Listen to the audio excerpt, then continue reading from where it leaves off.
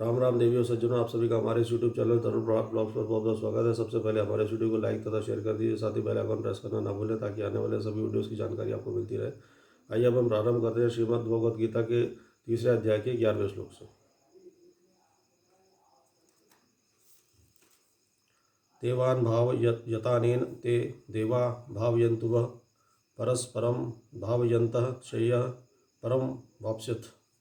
इष्टान् भोगान् हि वो देवा दास्यन्ते यज्ञ भाविता तैर्दत्तान् प्रदायेभ्यो यो भुङ्क्ते स्तेन एव सः। तुम लोग इस यज्ञ के द्वारा देवताओं को उन्नत करो और वे देवता तुम लोगों को उन्नत करेंगे। इस प्रकार निस्वार्थ भाव से एक दूसरे को उन्नत करते हुए तुम लोग परम कल्याण को प्राप्त हो जाओगे।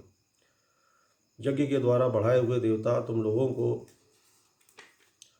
बिना मांगे ही इच्छित भोग निश्चय ही देते रहेंगे। इस प्रकार उन देवताओं के द्वारा दिए हुए भोगों को जो पुरुष उनको बिना दिए स्वयं भोगता है वह चोर ही है। यज्ञ इष्टा निशः संतो मुच्यन्ते सर्व किल्बिषैः भुञ्जते ते त्वघं पापा ये पचन्त्यापकारणात्। यज्ञ से बचे हुए अन्न को खाने वाले श्रेष्ठ पुरुष सब पापों से मुक्त हो जाते हैं, और जो पापी लोग अपना शरीर पोषण करने के लिए ही अन्न पकाते हैं वे तो पाप को ही खाते हैं। अन्नात् भवन्ति भूतानि पर्जन्यादन्न संभवः यज्ञात् भवति पर्जन्यो यज्ञ कर्म समुद्भवः कर्म ब्रह्मोद्भवं विद्धि ब्रह्माक्षर समुद्भवं तस्मात् सर्वगतं ब्रह्म नित्यं यज्ञे प्रतिष्ठितम्। संपूर्ण प्राणी अन्न से उत्पन्न होते हैं। अन्न की उत्पत्ति वृष्टि से होती है, वृष्टि यज्ञ से होती है, और यज्ञ वेद कर्मों से उत्पन्न होने वाला कर्म समुदाय को तू वेद से उत्पन्न और वेद को अविनाशी परमात्मा से उत्पन्न हुआ जान।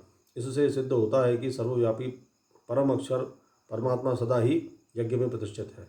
एवं प्रवर्तितम चक्रम नानुवर्तयाति यह अघायुरेन्द्रियारामो मोघम पार्थ सा जीविति।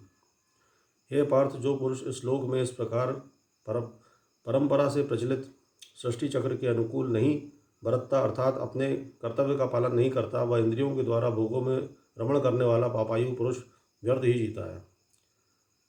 यस्त्वात्मरतिरेव स्यादात्म तप्तश्च मानवः आत्मन्येव च संतुष्टस्तस्य कार्य न विद्यते।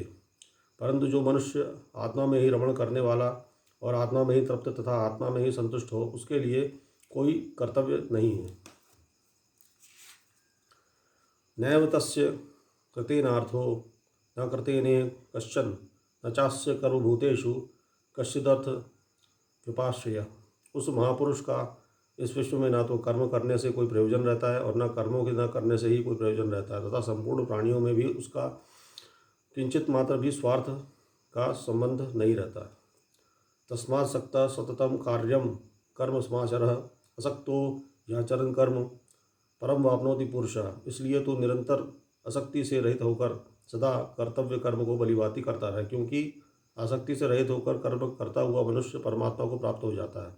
कर्मण्येव ही सन्निधि स्थितां जनकादयः लोक संग्रह में वापि संपश्चकंतुर्महर्षि। जनकादि ज्ञानी जन भी आसक्ति रहित कर्म द्वारा ही परम सिद्धि को प्राप्त हुए हैं। इसलिए तथा लोक संग्रह को देखते हुए कि भी तू कर्म करने के ही योग्य है, अर्थात तुझे कर्म करना ही उचित है।